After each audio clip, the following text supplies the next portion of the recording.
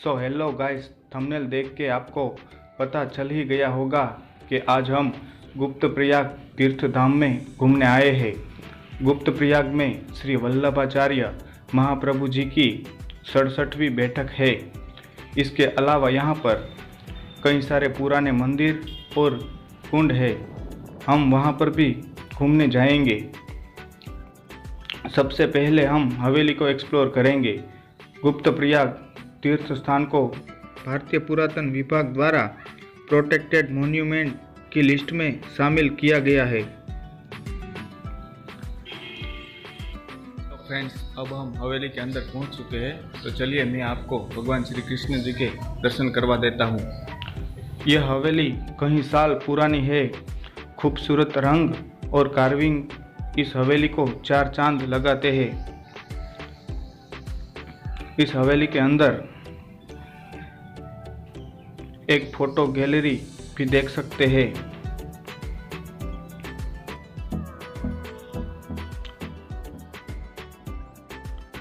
यह ऑफिस है और ऑफिस के बिल्कुल सामने भगवान श्री कृष्ण जी की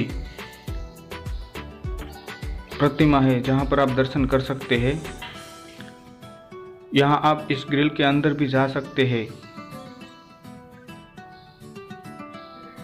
तो चलिए ज़्यादा देरी ना करते हुए मैं आपको भगवान श्री कृष्ण जी के दर्शन करवा देता हूँ।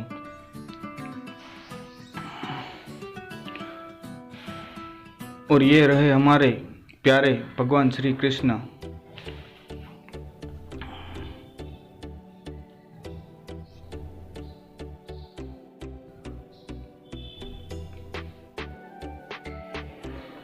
और ये मैप है, जहाँ जहाँ पर भी ऐसी जगह है उस जगह का मैप है। तो चलिए अब हवेली के बाहर चलते हैं।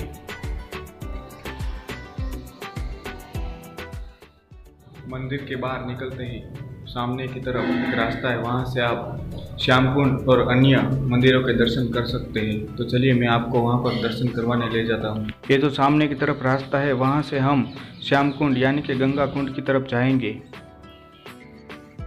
जो मंदिर और हवेली के बिल्कुल सामने है। यहाँ पर रास्ते में कई सारे पुराने मंदिर आएंगे, हम उसको भी एक्सप्लोर करते रहेंगे। ये भगवान शिव जी का देवालय है। इसके आगे भगवान विष्णु की खूबसूरत मूर्ति के साथ एक मंदिर है। ये भगवान शिव जी की अष्टकोणीय शिवलिंग है। और ये भगवान विष्णु जी का मंदिर है। मंदिर भी काफ़ी पुराना है और इसमें रखी हुई मूर्ति भी बहुत पुरानी है।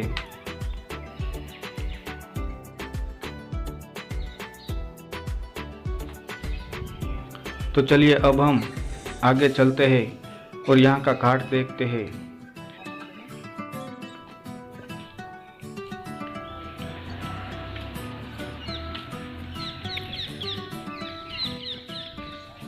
इस घाट पर श्रद्धालु अपने परिजनों की पिंड कार्य, दिया जलाने, पितृ कार्य इत्यादि कर्मों के लिए आते हैं।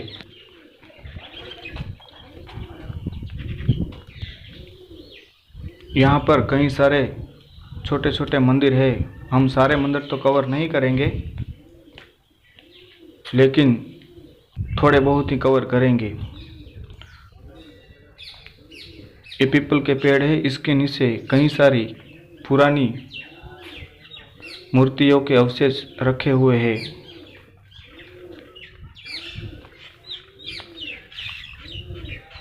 और यहाँ से हम बलदेव जी का मंदिर, श्री कृष्ण जी का मंदिर और लक्ष्मी नारायण मंदिर देखने जाएंगे।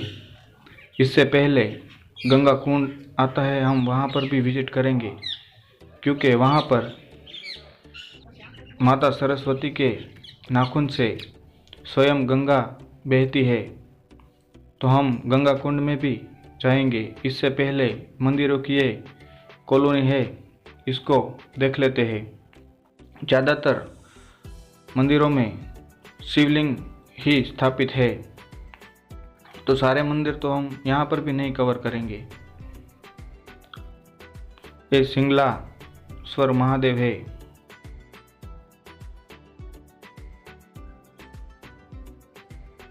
और यहाँ पर हमने कई सारी पालियाँ यानी कि पालिये भी देखे हैं। इसका मतलब ये है कि यहाँ पर पहले कभी युद्ध हुआ था, वो चाहे गौ माता के लिए हुआ या राज्य के लिए हुआ हो या फिर मंदिरों को बचाने के लिए। यहाँ पर कई सारे मूर्तियों के अवशेष है और इसके पास एक बहुत बड़ी नंदी की खंडित मूर्ति है, मतलब कि यहाँ पर पहले कभी एक बहुत बड़ा शिवालय हुआ करता होगा।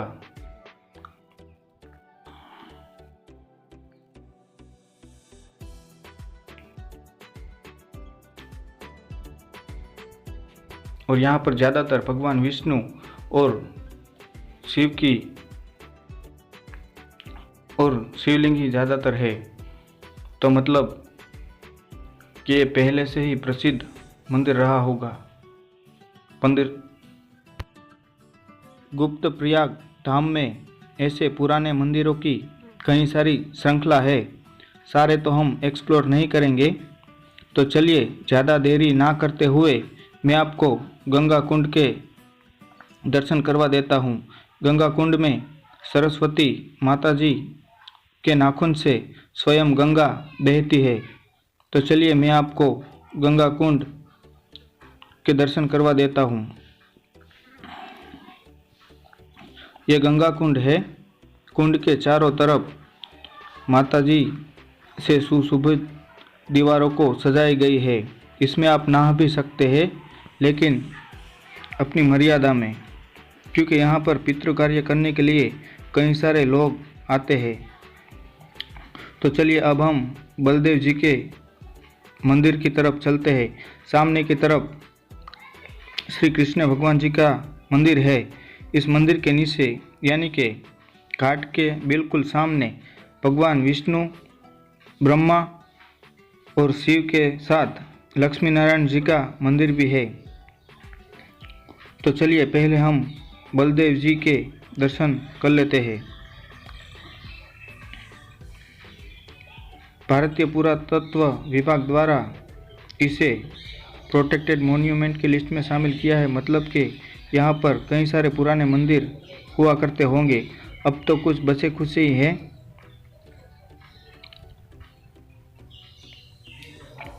ये आश्रम है और अंदर की तरफ बलदेव जी का मंदिर है, वहाँ पर दर्शन कर लेंगे। वहाँ पर दर्शन करके हम लक्ष्मी नारायण जी के दर्शन करने जाएंगे। ये सामने की तरफ घाट है। यहाँ पर लोग दिया जलाने, अपनी परिजनों की अस्थियां बहाने आते हैं।